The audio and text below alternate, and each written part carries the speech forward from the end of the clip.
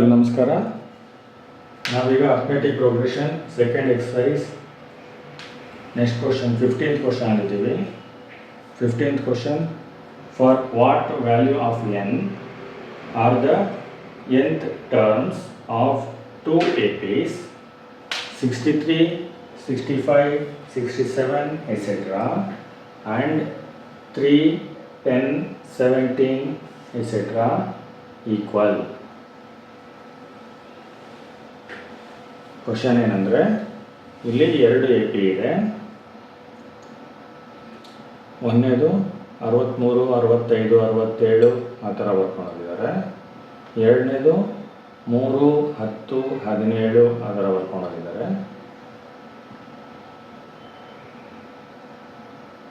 ಇವೆರಡನ್ನು ಹಿಂಗೆ continue ಮಾಡ್ಕೊಂಡೋದ್ರೆ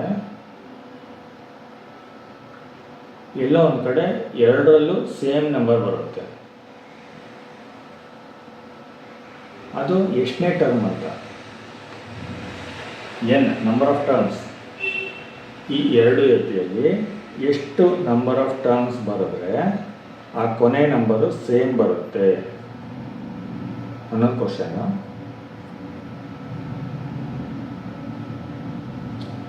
first ಮೊದಲನೇ AP ನೋಡೋಣ. A first term 63, D 2, n ಗೊತ್ತಿಲ್ಲ, an ಗೊತ್ತಿಲ್ಲ.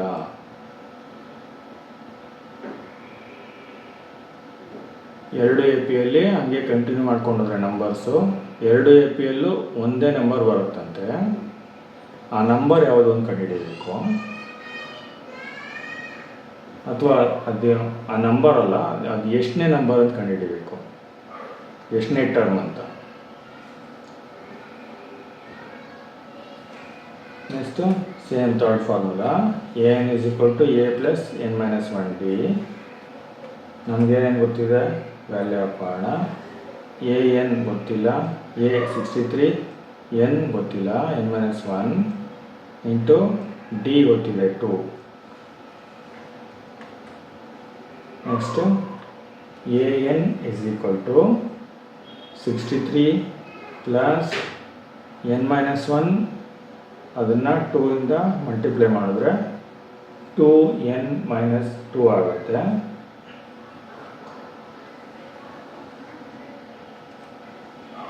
ನೆಕ್ಸ್ಟು an = 2n ಹಂಗೆ ಬರ್ಕೊಳ್ಳೋದು.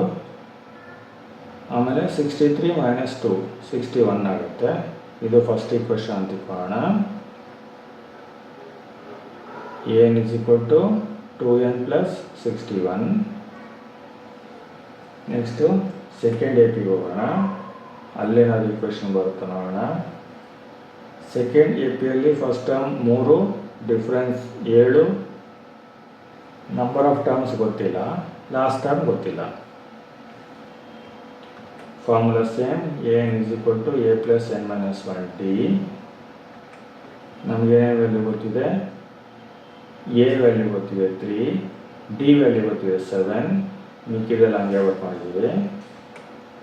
Next an = 3 plus n - 1 into 7.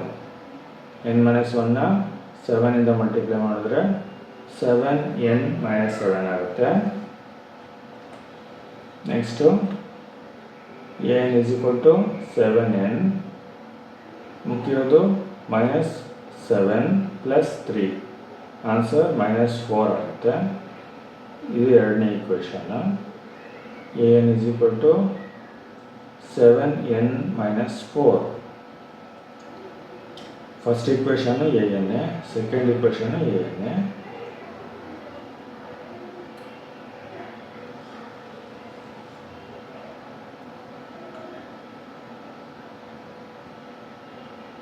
ಅಂದರೆ 2n + 61 ಆ ವ್ಯಾಲ್ಯೂ, 7n - 4 ಆ ವ್ಯಾಲ್ಯೂ ಎರಡು ಈಕ್ವಲ್.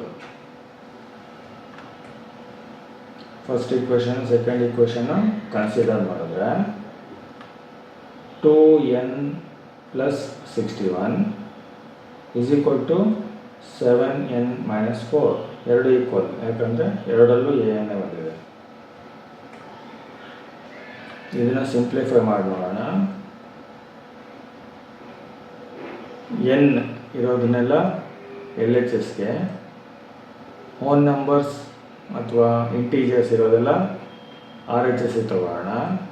2n ಹಂಗೆ ಬರ್ಕೋಣ. 7n LHSಗೆ ಬಂದರೆ -7n ಆಗುತ್ತೆ, -4 ಹಂಗೆ ಬರ್ಕೋಣ. 61 RHSಗೆ ಬಂದರೆ -61 ಆಗುತ್ತೆ.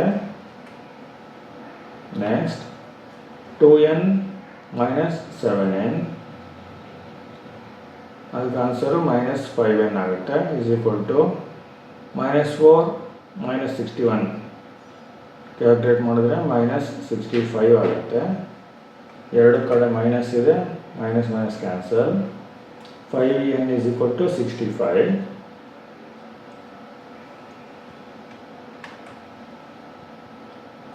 n = 65 ಹಂಗೆ ಬರ್ಕೋಣ. 5 ಮಲ್ಟಿಪ್ಲಿಕೇಶನ್ ಆಗಿದೆ LHS ಅಲ್ಲಿ, RHS ಬಂದರೆ ಡಿವಿಷನ್ ಆಗುತ್ತೆ. n = 65 / 5, 65 / 5, 13. ಆನ್ಸರ್ 13. ಅವರು n ಮಾತ್ರ ಕೇಳಿದ್ದಾರೆ, ಅಲ್ಲಿ ಯಾವ ನಂಬರ್ ಬರುತ್ತೆ ಅಂತ ಕೇಳಿಲ್ಲ. ನಂಬರ್ ಆಫ್ ಟರ್ಮ್ಸ್ ಮಾತ್ರ ಕೇಳಿದ್ದಾರೆ. n, find the value of n ಅಂತ ಕೇಳಿರೋದು. ಅದಕ್ಕೆ ಈ ಎರಡು AP-ಯಲ್ಲಿ ಅವ್ರು ಕೊಟ್ಟಿರೋ ಎರಡು AP-ನ ಹಂಗೆ ಕಂಟಿನ್ಯೂ ಮಾಡ್ಕೊಂಡು ಹೋದರೆ ಎರಡು AP-ಯಲ್ಲೂ 13ನೇ ಟರ್ಮ್ ಸೇಮ್ ನಂಬರ್ ಬರುತ್ತೆ. ಬೇಕಾದರೆ ನೀವು ಪರೀಕ್ಷೆ ಮಾಡಿ ನೋಡ್ಬೋದು.